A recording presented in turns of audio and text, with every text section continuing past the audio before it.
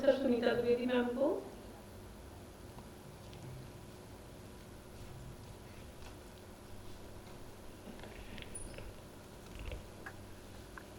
मंच पर बैठी पूर्णात्मना को मैं सादर नमन करती हूँ और सभागार में उपस्थित सभी रंगमंच के प्रेमियों, कला प्रेमियों को हृदय से नमन करती हूँ। आज सुबह से मैं यहाँ पर हूँ 11 बजे से, बल्कि और थोड़ा पहले से। इतना सारा प्रयोग धर्मी ये कला देखती रही, किसी को ऐसा लग रहा है जैसे आकंड डुबो दिया जाए रस में और उसके बाद उससे कहा जाए अब जरा लक्षणों की बात करें। तो इतनी प्रयोग धर्मी कलाएं अलग अलग कि आचार्य धनंजय के 10 रूपकों में नाटक, ईहा, मृग, समवकार, वीथी, प्रहसन, डिम, भाण बहुत सारे पढ़े थे। शास्त्र में म्यूजिकोलॉजी की स्टूडेंट थी, लेकिन यहाँ पर आकर देखकर और उसको लोगों के द्वारा जिस तरह से दर्शाया गया, देखकर मेरी स्थिति तो अभिगति गति कुछ कहत ना आवे, ज्यों गूंगे मीठे फल को रस अंतर्गत ही भावे, ऐसी स्थिति हो गई है। क्योंकि शुष्कता भरा हुआ ये पेपर इतने रसमय वातावरण के बाद पढ़ना, लेकिन फिर भी कोशिश करूंगी। और 15 मिनट का समय दिया है मुझे मधु जी ने, उनको भी धन्यवाद करते हुए शुरू करती हूँ। बहुत तेजी से 15 मिनट में ही इसको खत्म करूंगी। आज सुबह से सुन रहे थे तो 2 बातें मेरी समझ में आई कि आज काव्य ने छंद मुक्त होकर किसी हद तक नाटक की निकटता प्राप्त कर ली और आज संगीत ने 2 आत्माओं के बीच के अंतर को भर दिया। ये बात कह करके मैं अपना पेपर शुरू करती हूँ।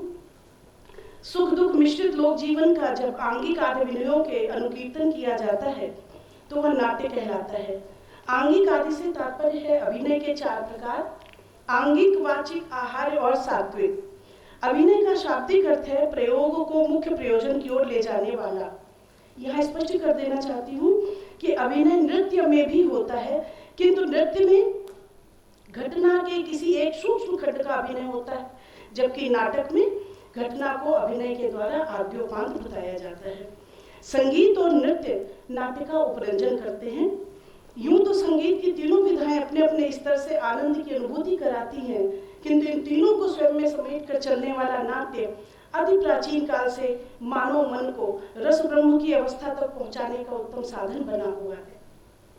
यानी कलाओं में उत्तम मानी जाने वाली काव्य कला के उत्कृष्टतम रूप नाटक में रस प्रदायनी शक्ति विशेष रूप से होती है। जैसा कि हम भरत मुनि का भी नाम बार बार लेंगे, क्योंकि उनके साथ ही पढ़ करके बड़े हुए। गीते प्रयत्न प्रथमस्तु कार्य शय्याम ही नाट्यस्य वदन्ति गीतम।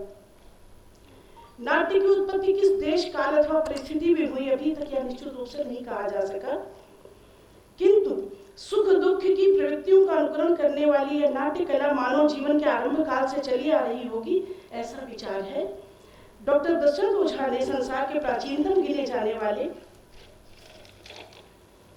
ग्रंथ ऋग्वेद में भी नाटक के प्रसंगों को खोजने का प्रयास किया है। भारतीय कला संबंधी ग्रंथ लेखन की यह विशेषता रही है कि इसमें समस्त कलाओं की उत्पत्ति को किसी न किसी पौराणिक घटना से जोड़ा जाता है। संभवतः इसीलिए नाट्यशास्त्रीय ग्रंथों में आदि ग्रंथ भरत के नाट्यशास्त्र में बताया गया है कि नाटक की उत्पत्ति ब्रह्मा के द्वारा हुई और नृत्य का जनक शिव है। अतः ग्रंथ के प्रारंभ में ही ब्रह्मा और शिव दोनों की स्तुति भरत ने कि प्रणम्य शिरसा देवो पितामह महेश्वरो नाट्य शास्त्र प्रवक्ष्यामि ब्राह्मणा यदुदावृतम। नाटक की मूलभूत आवश्यकताओं से जोड़ते हुए उल्लेखनीय है कि अभिनय के अलावा नाट्य की कथा वस्तु से वृत्तियां भी संबंध रखती हैं। वृत्ति जिसका अर्थ होता है कार्य व्यापार, रचना शैली। नाट्य में यही वृत्तियां 4 प्रकार की मानी गई हैं: भारती, सात्विकी, कैशिकी और आर्भटी। नाटक में विशेष रूप से इतिहास पुराण से जुड़ी हुई घटनाओं का वर्णन होता है।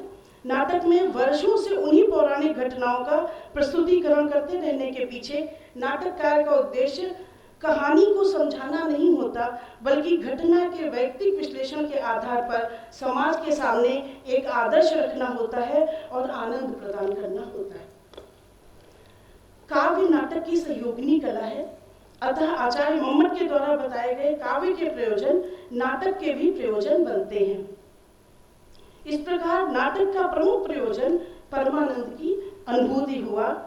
इसीलिए पूर्ण है वह पूर्ण है यह, पूर्ण से निष्पन्न होता पूर्ण है, पूर्ण से यदि पूर्ण को हम ले निकाल, शेष रहता फिर भी वह पूर्ण है।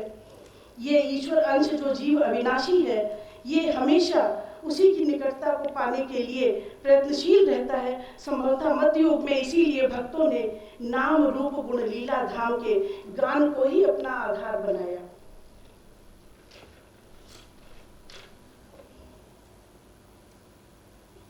तुलसीदास जी भी कहते हैं कि भक्ति कैसी होनी चाहिए, भक्ति का भाव कैसा होना चाहिए। कामी है नारी प्यारे जिमि लोभी, प्रिय जिमि दाम, अस भगवान निरंतर प्रिय लागू मोहि राम। 16वीं और 17वीं शताब्दी में उत्तर भारत में हुए भक्ति आंदोलन में भक्तों ने भगवान के नाम रूप गुण लीला धाम को गान का विषय बनाया।